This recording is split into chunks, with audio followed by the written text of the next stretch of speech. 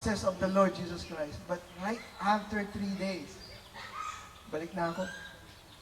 I'm quitting na. Diba? You know, this is the sad part, kapatid. Many among believers, many Christians nowadays, they easily give up. Diba? Nag-give up agad. Sabi nga natin, nag-quit agad.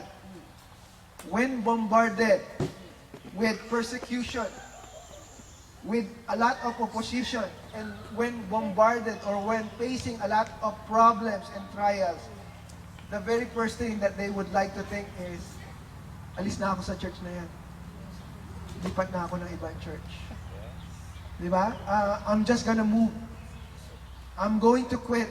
Ayoko nang mag-ministry. Magre-resign na ako sa position ko.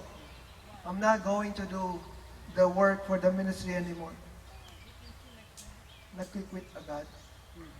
Diba? Nakalulungkot. The same thing with Peter.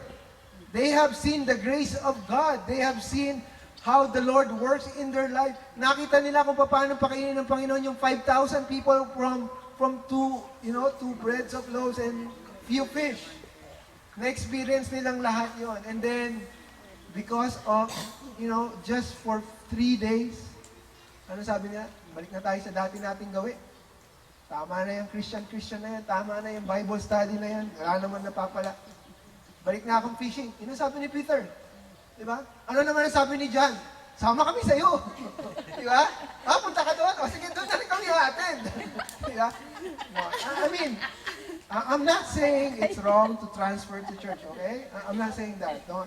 I'm just simply giving some emphasis. But what I'm trying to say, if you have, if you experience problem, don't just leave.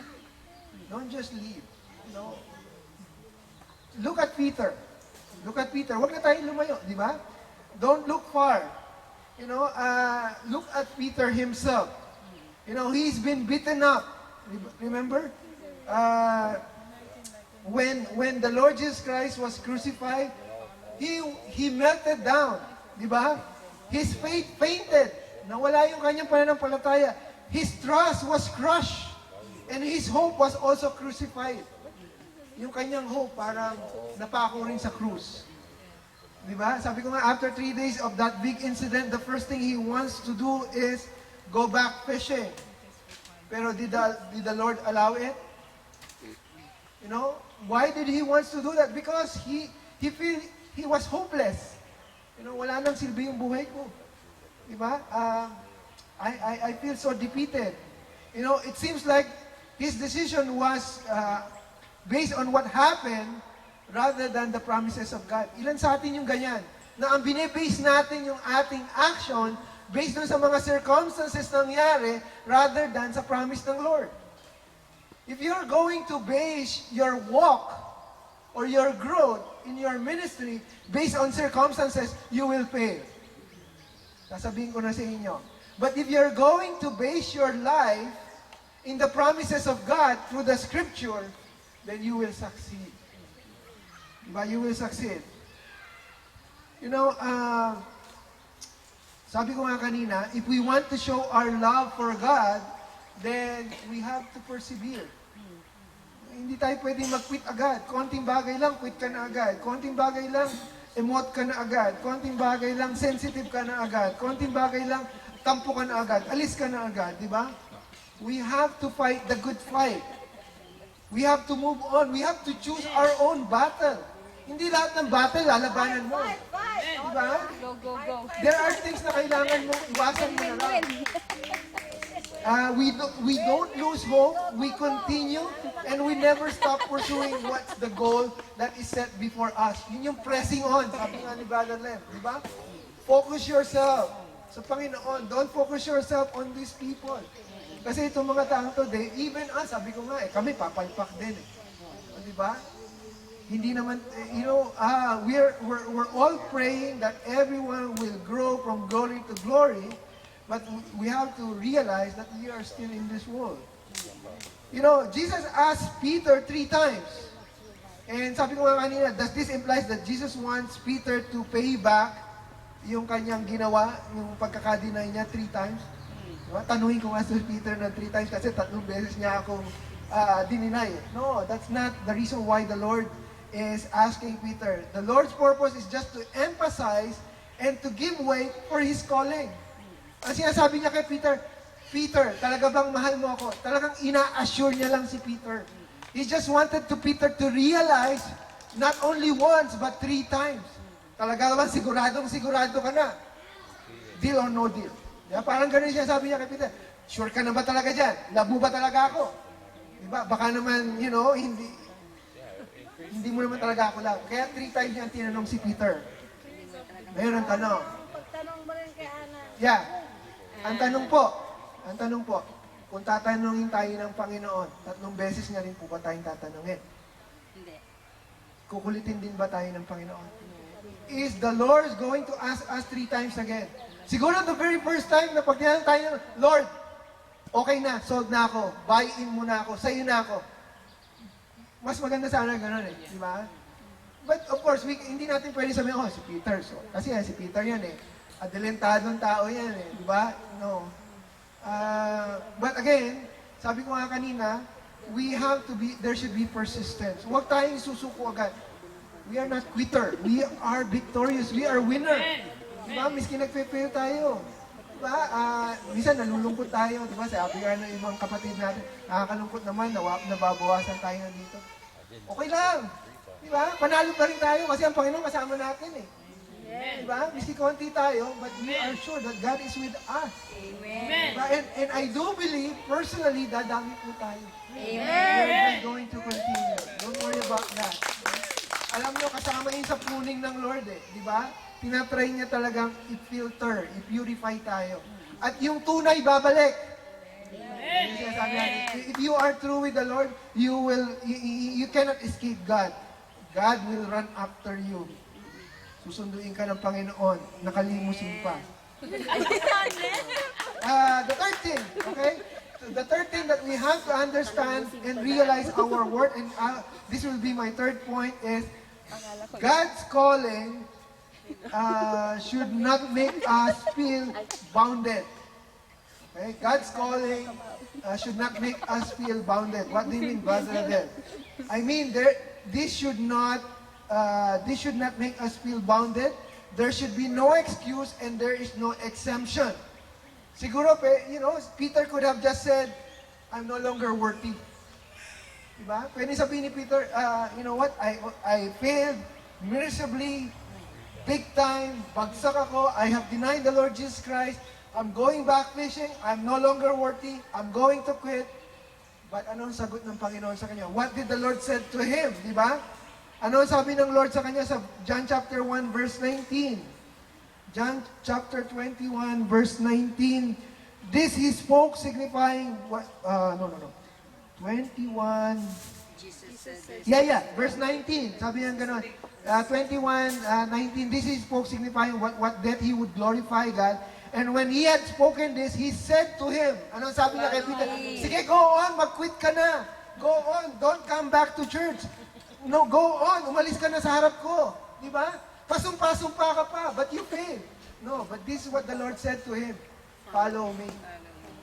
Di ba? Sinabi niya kay Peter, hindi, Peter, i-earn mo muna ulit yung rights mo sa akin. No, he didn't say that.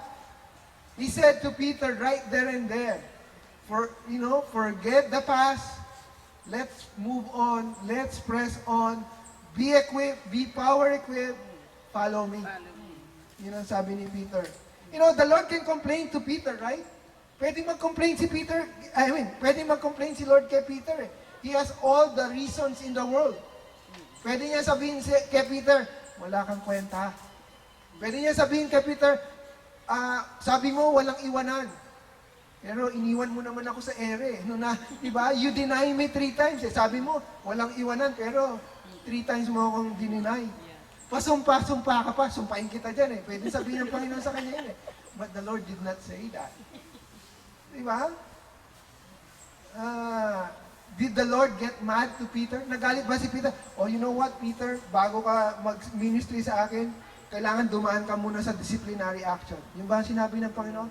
Kailangan ano ka muna, gawin mo muna itong mga bagay na to. No. But of course, the Lord wants to restore Peter. Pero dito natin, we could see here how God compassion and how God acceptance for Peter. You know, just like the way He accept us, you know, and the same way He always do for us.